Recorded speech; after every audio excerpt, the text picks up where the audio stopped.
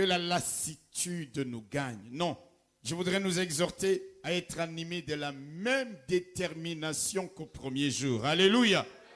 De la même détermination que les 2 jours précédents.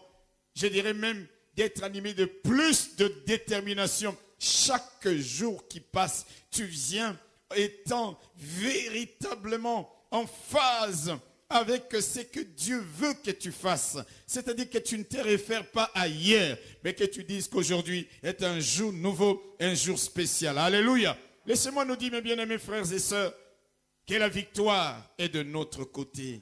Si nous ne nous relâchons pas dans le combat. Si nous continuons avec la même persévérance, avec la même foi, avec la même détermination.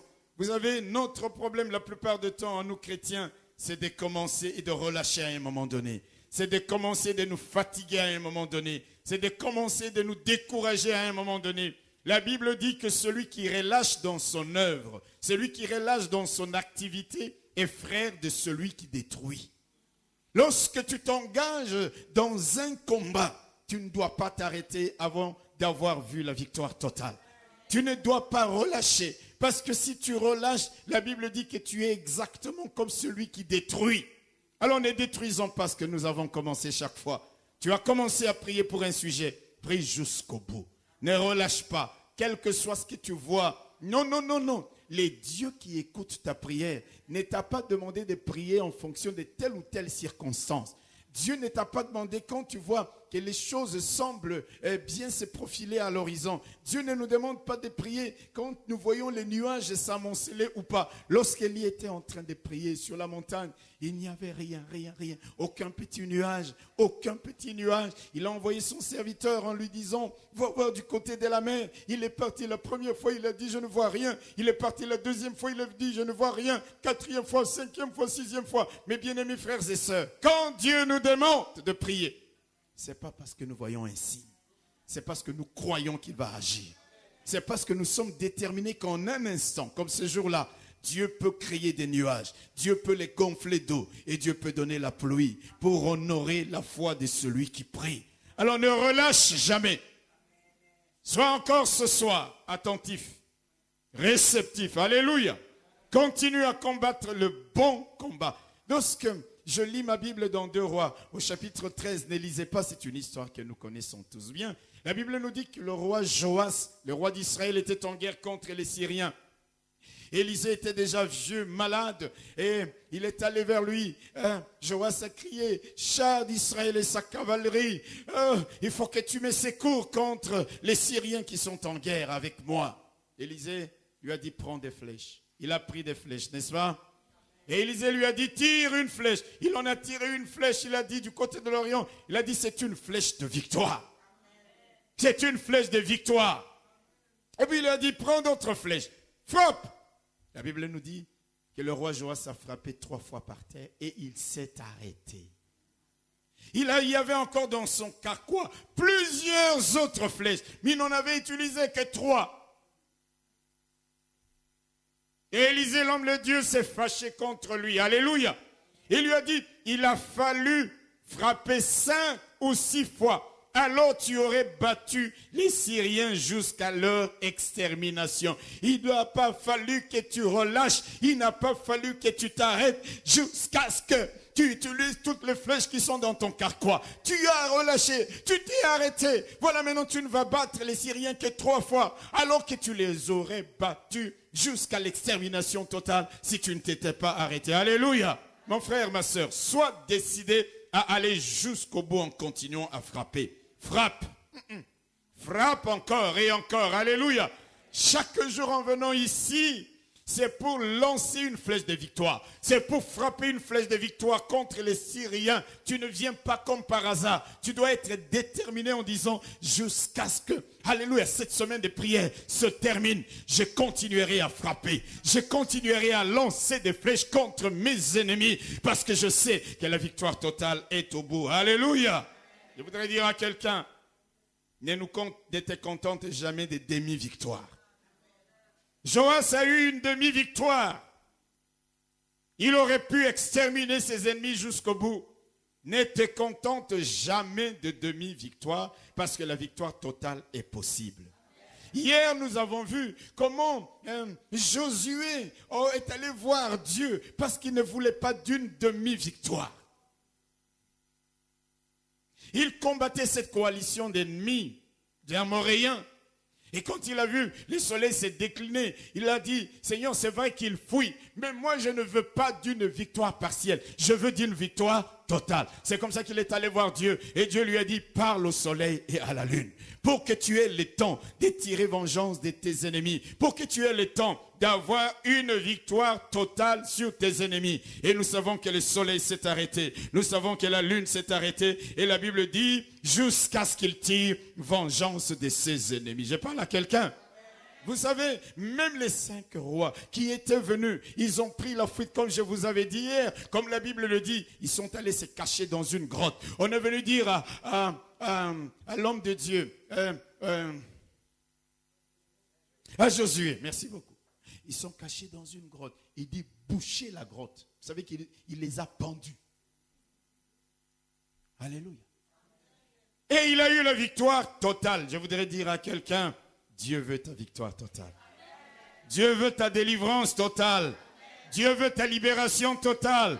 Dieu veut ta guérison totale. Dieu veut ta joie totale. Dieu veut ta bénédiction totale. Alléluia. Ta victoire totale, totale, totale. Je ne voudrais pas avoir affaire à un Dieu qui ne m'accorde que des demi-victoires. J'ai affaire à un Dieu qui me dit que la victoire totale est possible. Alors soyons déterminés, soyons engagés et convaincus dans ce que nous venons faire en ces lieux chaque soir. Alléluia. Ne laisse pas les doutes envahir ton cœur. Ne laisse pas les mensonges du diable quand il vient te dire, ah oui mais tu pries, ah oui mais tu crois. Oh, je prie, je crois qu'il va y avoir des choses qui vont se passer. Alléluia. Ne laisse pas la lassitude te gagner. Ne laisse pas le découragement te gagner. Il n'y a rien de pire dans ta vie et dans ma vie que de pouvoir nous décourager. C'est pourquoi je vous disais le dimanche, quand je sens le découragement monter en moi, je vais au puits des bienfaits de Dieu. Je vais au puits des bienfaits de Dieu. Même si les Philistins ont comblé ces puits, je vais creuser et creuser et creuser jusqu'à ce que je commence à voir chaque bienfait de Dieu. Alors mon cœur commence à revivre. Alors mon espérance commence à renaître. Va, creuse les puits des bienfaits de Dieu. Alléluia. Quand tu te sens découragé et abattu, creuse le puits des témoignages que tu as entendus. Creuse, fouille la parole de Dieu. Lis toutes ces choses extraordinaires que le Dieu d'Israël a accomplies. Laisse-moi te dire que tu ne mourras pas de soif. Laisse-moi te dire que l'eau jaillira, l'eau t'altérera, l'eau te donnera le courage de continuer. Parce que tu auras creusé, tu auras vu chaque bienfait de Dieu. Tu auras entendu dans ton esprit chaque témoignage de l'action puissante de Dieu. Tu auras lu dans ta Bible tout ce que le Seigneur a opéré. Et il a dit toutes ces choses ont été faites pour notre instruction. Et quand tu recevras l'instruction, même quand tu étais abattu ou découragé, tu te releveras parce que c'est la parole de Dieu qui construit la foi. Ne sois pas abattu. Ne sois pas découragé. Alléluia. Nous parlons d'exercer l'autorité spirituelle. Comme le faisait notre Seigneur Jésus-Christ. Vous savez, le Seigneur Jésus, comme nous ne cessons de le dire depuis lundi, il était conscient de qui il était, de qui était son Père et de ce que son Père lui avait donné. Hello. Il était conscient de qui il était, le Fils de Dieu. Toi et moi, la Bible nous dit, à tous ceux qui l'ont reçu, à ceux qui croient en son nom, il leur a donné le pouvoir de devenir enfants de Dieu. Nous sommes comme Jésus. Jésus lui-même a dit, je m'en vais vers mon Père qui est aussi votre Père. Il faut que tu sois conscient de qui tu es. Il faut que tu sois conscient de qui est ton Père. Hello. Et il faut également que tu sois conscient de ce que Dieu a mis en toi. De la puissance qu'il t'a conférée. Alléluia. Jésus était conscient de ces 3 choses. Qui il était? Qui était son Père? Et quelle est l'autorité, le pouvoir qu'il avait reçu de son Père? C'est ça. Parce qu'il était conscient de cela, il exerçait ce pouvoir. il exerçait cette autorité sur les vivants et les morts. Il exerçait ce pouvoir et cette autorité sur les vents comme sur la mer. Il exerçait ce pouvoir et cette autorité sur les esprits impurs, que sur les maladies. Et tout lui était soumis. Tout lui était soumis. Alléluia. J'aime les passages de la Bible qui dit, oh, absolument tout ce qui existe dans l'univers visible et invisible, dans l'univers présent et à venir, a été placé sous l'autorité de Jésus. Le Seigneur savait qu'absolument tout lui était soumis.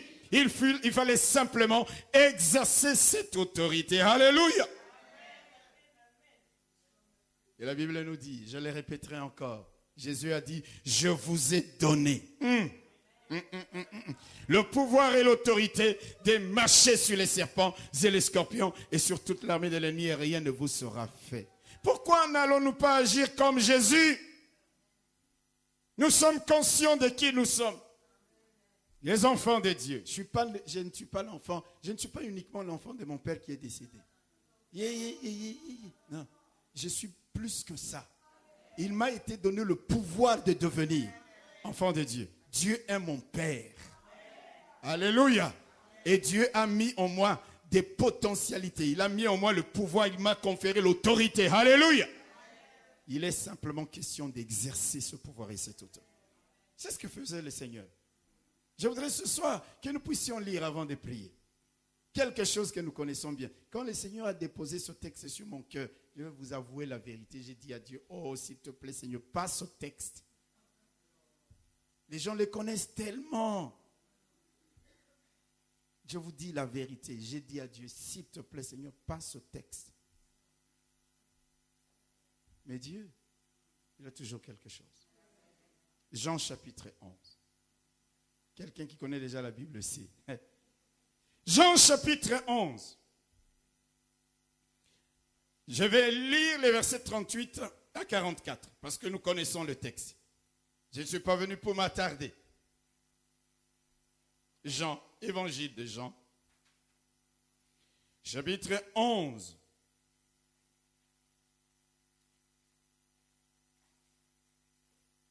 Comme nous connaissons bien le texte, nous lirons à partir du verset 38.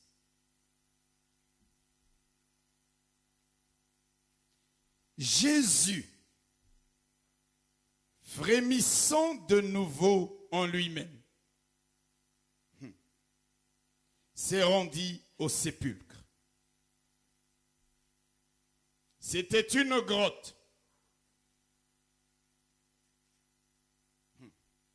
Et une pierre était placée devant. Jésus dit, ôtez la pierre. Écoutez bien. Marthe, la sœur du mort, lui dit, Seigneur, il sent déjà. Elle n'a pas dit il sent. Il sent déjà. Quelqu'un qui comprend bien la nuance l'a déjà compris. Il sent déjà. Car il y a 4 jours qu'il est là. Jésus lui dit, n'ai-je pas dit que si tu crois, tu verras la gloire de Dieu?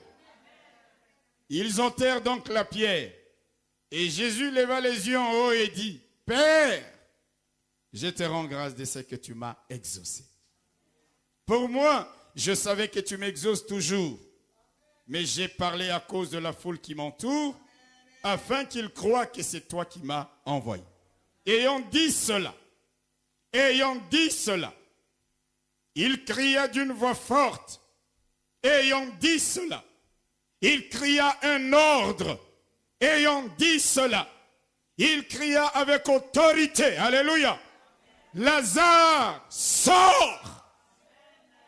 Et le mort sortit, les pieds et les mains liés des bandes, et le visage enveloppé d'un linge. Jésus leur dit, déliez-le et laissez-le aller. Amen. Amen. Amen.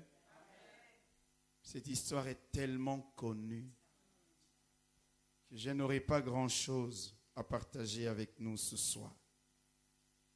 Mais laissez-moi évoquer 2-3 petites choses que le Seigneur a déposées sur mon cœur. Alléluia. La première chose, c'est la réaction de Marthe.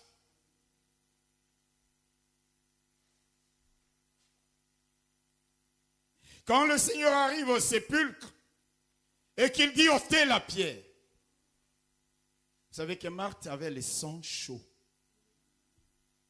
C'était une femme qui avait les sangs chauds, qui disait les choses comme ça, comme elle pensait. Vous vous rappelez, dans cette histoire, elle est allée voir Jésus. Si tu avais été ici, mon frère ne serait pas mort. Hello.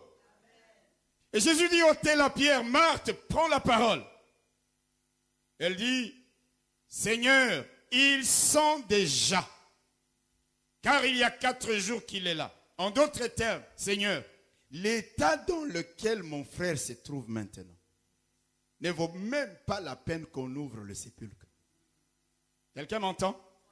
Ils sont déjà, Seigneur, l'état dans lequel mon frère se trouve maintenant, ça ne vaut même pas la peine qu'on ouvre la tombe. Il est en décomposition totale. L'odeur, Seigneur, devient suffocante, gênante, incommodante. Ce n'est pas possible, Seigneur. C'est vraiment un peu tard pour quoi que ce soit. Ce n'est plus... Non, Seigneur. Non. Ça fait... Ils sont déjà. Face à la mort, aimer la personne qui t'aime bien et ne pourra pas rester avec toi 4, 5, 6 jours. Il y a un temps où chacun de nous va entrer seul dans la tombe. Où chacun de nous ira seul devant le trône de Dieu pour rendre compte. Alléluia. Et dit, c'est l'état dans lequel mon frère se trouve. Mais ça fait 4 jours. Ce n'est pas possible. Je voudrais dire à quelqu'un, alléluia, qui raisonne comme Marthe. Quel est l'état de ta condition? L'état de ta situation. Alléluia. L'état de ton problème n'est pas irréversible. Pour Marthe, l'histoire était écrite à Bouboupia, terminée. Le processus était irréversible. C'est allé dans un sens et jamais ça ne pouvait revenir dans l'autre sens. Si tu raisonnes comme Marthe, dans ta situation pour laquelle tu dis, on a fait un aller, ce n'est plus possible de faire le retour, je voudrais te dire que je connais quelqu'un qui sait te faire un aller et qui sait te faire aussi un retour.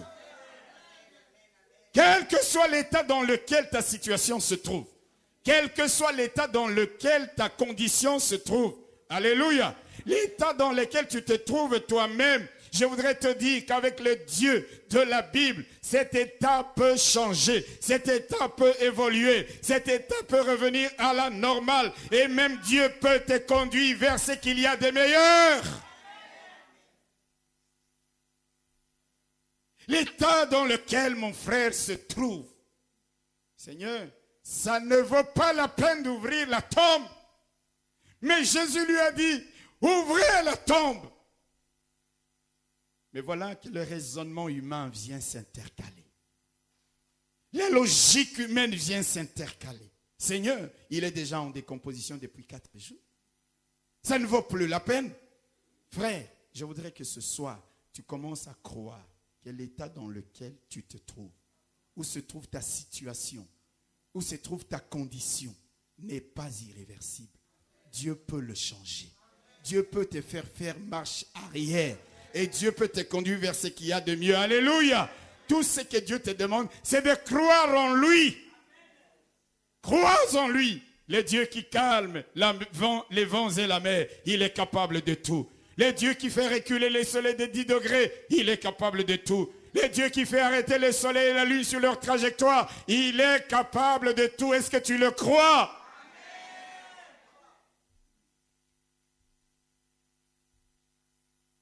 Quand le Seigneur se trouve donc en face du sépulcre de Lazare, on enlève la pierre. La première des choses qu'il fait, il rend grâce à Dieu. Il dit, Seigneur, je te rends grâce. Je ne prie pas. Je ne suis pas en train de prier pour ce qui va se passer. Non. Il dit, je te rends grâce de ce que tu m'as déjà exaucé. Mais je prie pour que la foule sache que c'est toi qui m'as envoyé. Parce que les Juifs avaient l'habitude de dire, celui-là, on ne sait pas d'où il vient. On connaît son père, on connaît ses frères, on connaît sa mère. Lui, il prétend qu'il vient d'en haut. Nous, on ne sait pas d'où il vient. Alors il prie à haute voix devant la foule. pas pour ce qui va se passer, mais pour que la foule sache et entende que c'est le Dieu créateur qui l'a envoyé, qu'il est venu de lui, qu'il a été mandaté par lui. C'est la première chose qu'il fait. Publiquement, il prie à haute voix. C'est l'une des rares fois où Jésus prie publiquement, adressant la prière à son Père devant une foule énorme de gens. Parce qu'il fallait qu'il comprenne qu'il était venu du Père. La deuxième chose qu'il fait, c'est qu'il va crier d'une voix forte, Lazare, sors! Alléluia! C'était un ordre. Jésus va exercer son autorité sur la mort.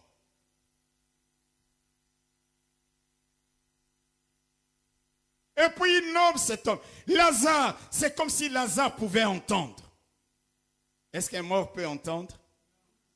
Un mort n'entend pas. Mais la Bible dit, l'heure vient et elle est déjà venue, où même les morts entendront la voix du Fils de Dieu et ils reviendront à la vie. Alors il dit, Lazare, sors! Il a vécu, Jésus, pour dominer sur les morts et les vivants. Il donne un ordre aux morts. Il lui dit, sors, sors du sépulcre. Et la Bible nous dit, le mort est sorti. Alléluia.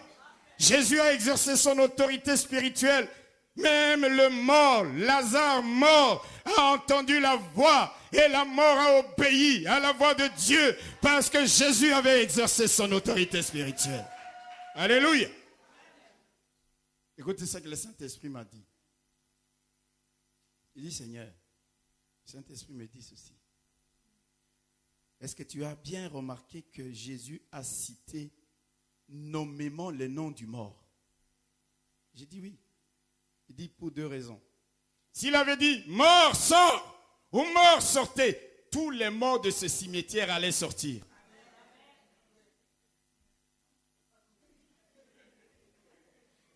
Vous êtes d'accord avec moi?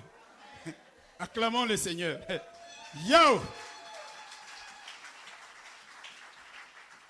Tous les morts de ce cimetière allaient sortir vivants. Alléluia! Il va préciser, Lazare sort, parce que ce jour-là, cette bénédiction-là, ce miracle-là, n'était pas réservé à tous les morts du cimetière. Ce miracle était réservé à une seule personne. Cette bénédiction était réservée à une seule personne. Il fallait citer le nom d'une seule personne. Parce que s'il n'y avait pas un nom précis, chacun pouvait dire dans l'impersonnel, moi aussi. Dans l'imprécision, moi aussi. Je voudrais dire à quelqu'un, il y aura un jour, il y aura un lieu, au milieu de la foule, on citera que ton nom. La bénédiction ne sera que pour toi. La bénédiction ne sera pas pour d'autres. Ce sera spécifiquement pour toi. Ce sera ton nom qui sera plébiscité. Ce sera ton nom qui sera élevé. Ce sera toi seul et pas d'autres qui sont autour de toi.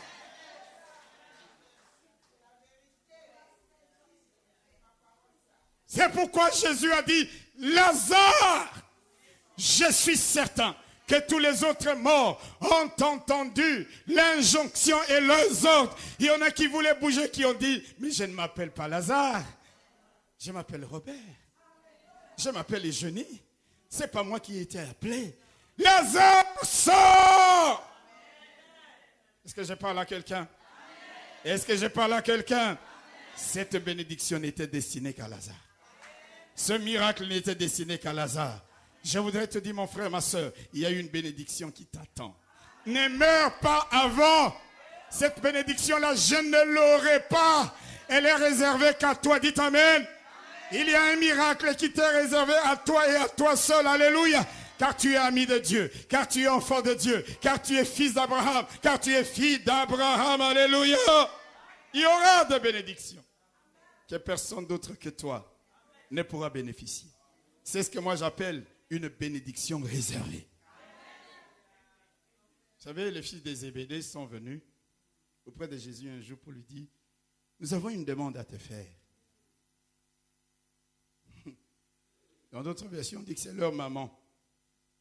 Leur maman qui était la tante de Jésus. Vous voyez, même dans les histoires, Même dans les choses de Dieu, il y en a qui mettent des sentiments de famille. Il dit, fais que mes fils ici, Jean et Jacques, dans ton royaume, qu'ils soient assis à tes côtés, l'un à droite, l'autre à gauche. Hello.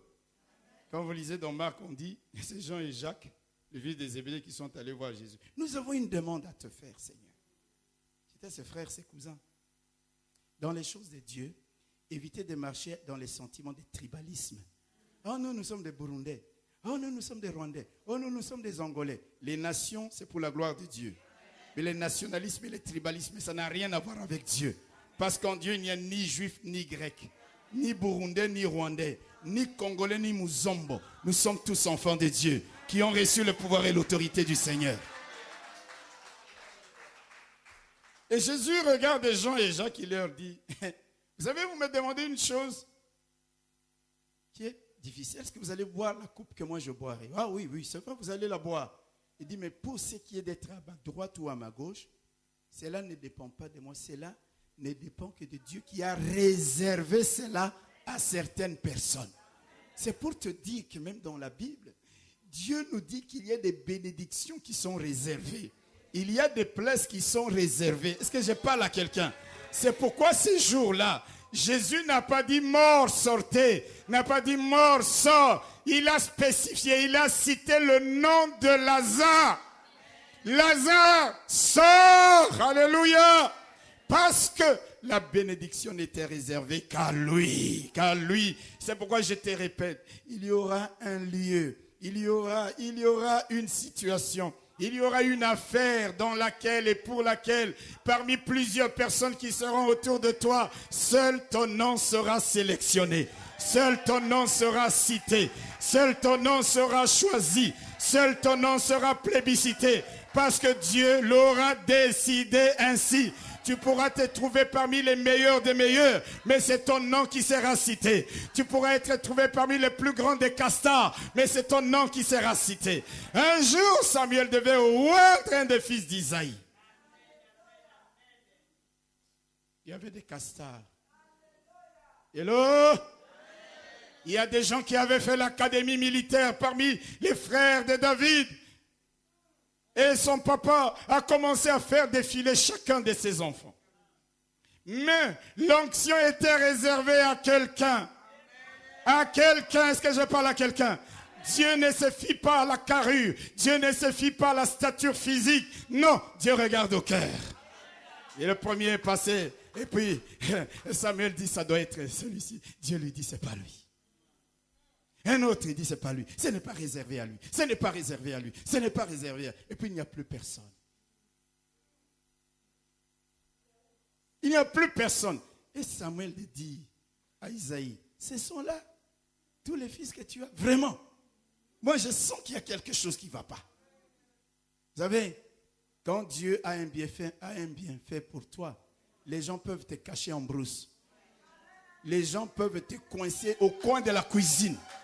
Les gens peuvent ne pas citer ton nom. Les gens, je te dis, écoute-moi bien, les gens peuvent même être enterrés vivants. Non, il y aura quelque chose qui clochera jusqu'à ce que tu viennes. Parce que l'onction t'est réservée. Parce que la bénédiction t'est réservée. Parce que la victoire t'est réservée. Parce que le miracle est à toi. Alléluia! Et Isaïe a dit, j'ai encore un petit gamin là, pamba pamba, tchanana. Et l'homme de Dieu a dit, fais-le venir.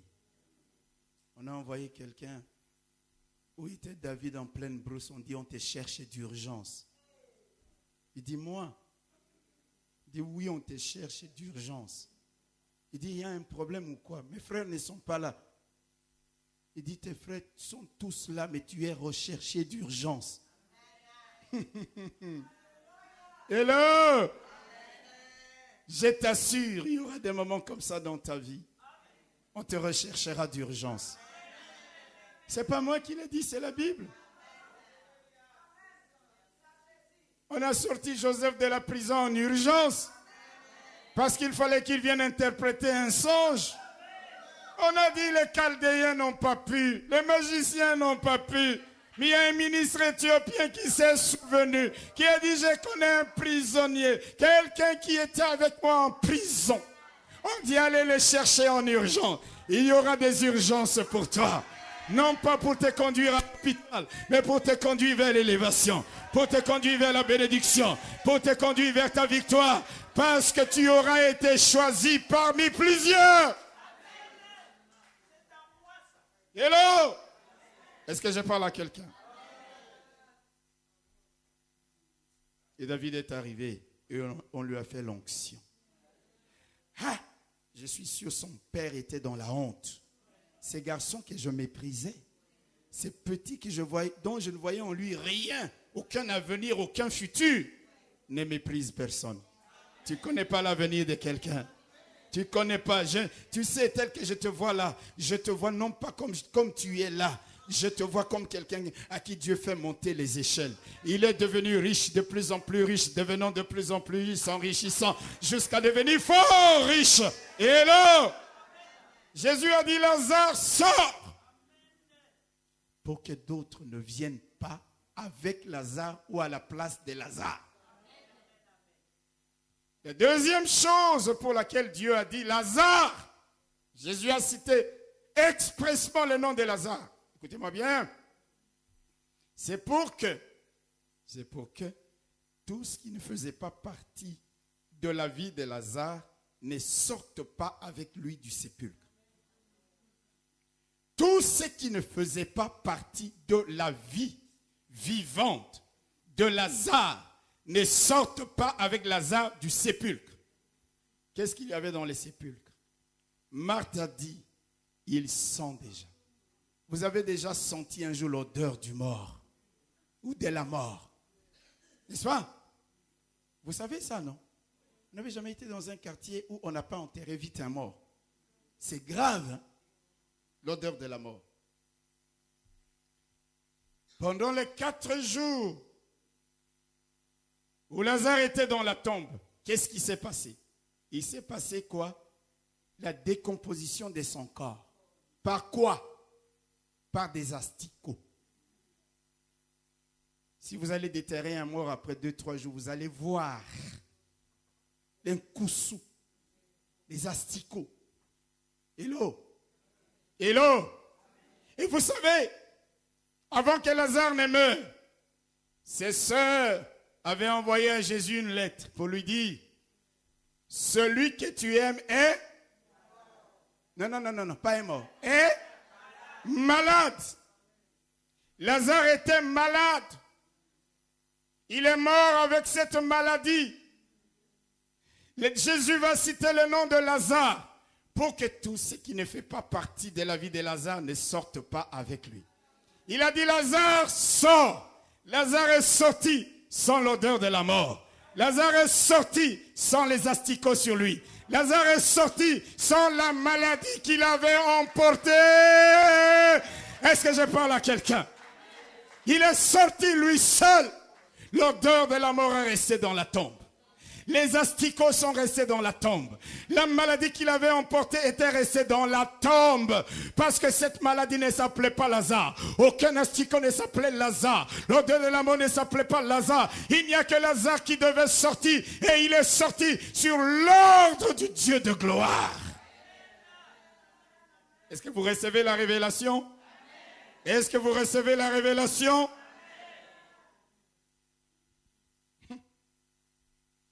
Il ne fallait pas que Lazare sorte et tout le monde dit ils sont mauvais. Il est sorti. Et là, sauf avec les bandelettes, parce que c'était la coutume des Juifs d'enterrer leurs morts comme ça, et également parce que ça devait couvrir sa nudité. Alors Jésus maintenant dit, déliez-le et laissez-le aller. Les gens sont venus sans la moindre odeur. Vous vous imaginez, si il est sorti avec l'odeur de la mort avec les asticots, on aurait dit, il va d'abord prendre une douche. Mais il est sorti. Je ne sais pas si quelqu'un sent dans son esprit des choses extraordinaires. Alléluia. Il est sorti sans l'odeur de la mort. Il est sorti sans... D'ailleurs, quand vous lisez dans Jean 12... Attendez, je vais vous montrer ça. dans Jean 12, c'est-à-dire un chapitre après. Versets 1 et 2.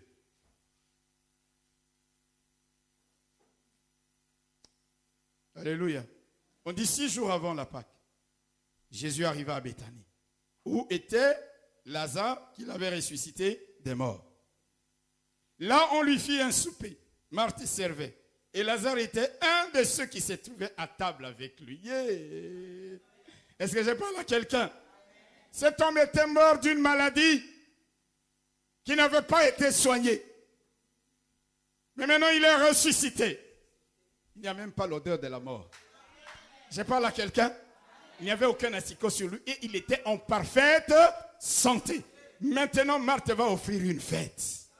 Et qui? Jésus dit, non, mettez cet homme à ma table. Mettez mon ami à ma table. Mettez Lazare à ma table. Est-ce que je parle à quelqu'un? Oh, ce que j'aime dans ce texte, c'est que la Bible dit, et Lazare était un de ceux qui se trouvaient à table avec Jésus. Cet homme venait de loin, de très bas vers très haut, des entrailles de la terre vers l'air libre, des ténèbres de la terre à la lumière du jour, de l'obscurité au feu des projecteurs. Il était à table avec Jésus. Un jour, toi que l'on croit enterré, tu te retrouveras à table avec les grands. Toi que l'on croit enterré, tu te retrouveras à table avec les grands de ce monde. Toi que l'on croit avoir enterré, toi que l'on ignore, je dis à quelqu'un, saisis la parole, on te retrouvera à table avec les grands, on te retrouvera avec les grands de ce monde, tu seras sous le feu des projecteurs, tu ne seras plus dans les ténèbres, tu ne seras plus dans l'obscurité, parce qu'un jour, parce que ce soir, Jésus va donner un ordre en disant, Chantal sort, en disant, Janie sort, Christine sort, en donnant un ordre, Fabrice sort, Pedro Emmanuel sort, Louis Cohen sort, parce qu'un jour, il y a un ordre qui sera donné. Tu te retrouveras avec les grands.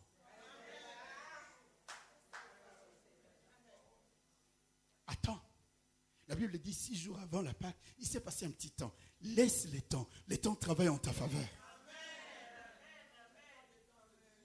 Il est sorti.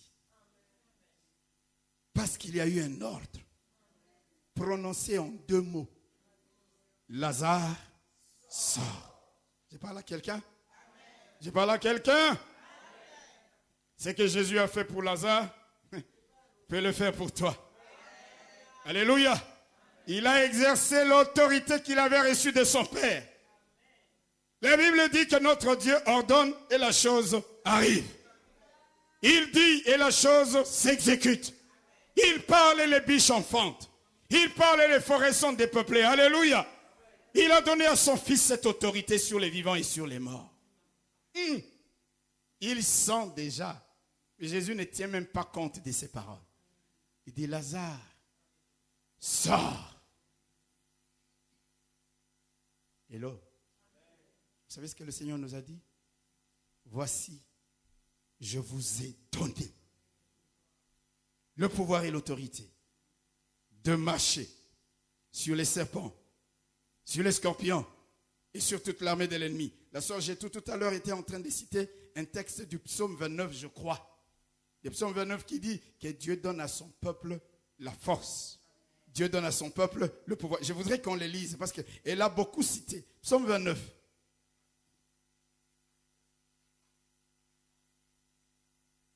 Il dit ceci. Versets 10 et 11. L'Éternel était sur son trône lors du déluge. Vous comprenez ça? Quand il y avait le déluge sur la terre, il y avait la panique, la destruction totale. Mais Dieu était assis calmement sur son trône. L'Éternel sur son trône règne éternellement. Et au verset 11, il dit, l'Éternel donne la force à son peuple.